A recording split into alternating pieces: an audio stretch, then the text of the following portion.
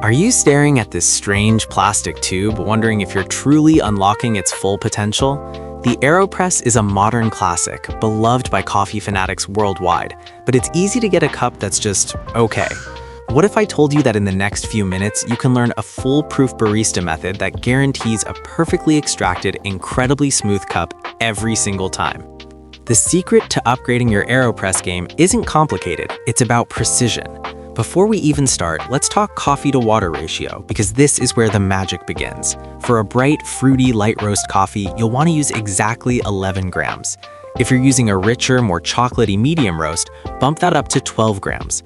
Weighing your beans is the single biggest step you can take towards cafe-quality consistency. Okay, ready? Let's brew. Step 1. The grind and setup. You're looking for a medium fine grind. Think of the texture of table salt. While that's grinding, place a paper filter in the cap. Now, some coffee aficionados will tell you to rinse this filter with hot water. Honestly, unless your filters are from the 1980s, you can skip that bit of theater. Just pop it in dry, twist the cap onto the main brew chamber, and place the whole thing directly onto a sturdy mug. Step 2. The bloom and brew. Add your ground coffee into the chamber. Your water temperature is key. Aim for around 93 degrees Celsius, or simply let your kettle sit for 30 seconds after it boils. Start a timer and pour in just enough water to saturate the grounds, about double the weight of your coffee. Let it bubble for 30 seconds. This is the bloom. After the bloom, continue pouring water steadily until the water level reaches the number 3 on the side of the chamber. Step 3. The plunge.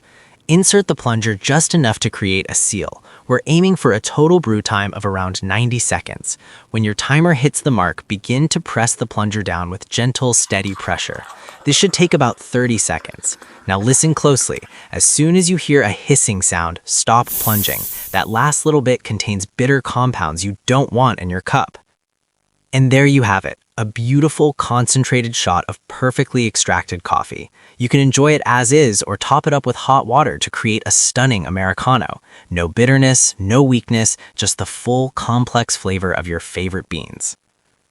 If this guide is about to seriously upgrade your morning coffee, do me a favor and press that like button. And for more guides on how to master the things you love, make sure you subscribe to another how-to guru. Cheers!